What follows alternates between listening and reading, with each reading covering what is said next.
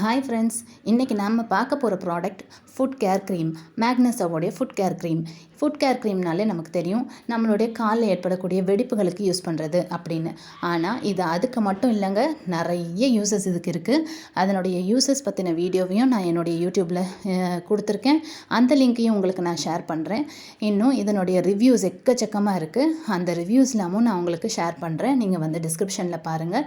அப்புறம் இந்த ப்ராடக்ட்னால நமக்கு கழுத்தில் இருக்கக்கூடிய கருப்பு, அக்கல் பகுதியில் இருக்கக்கூடியது, தொடையில் இருக்கக்கூடிய கருப்பு நீங்குது.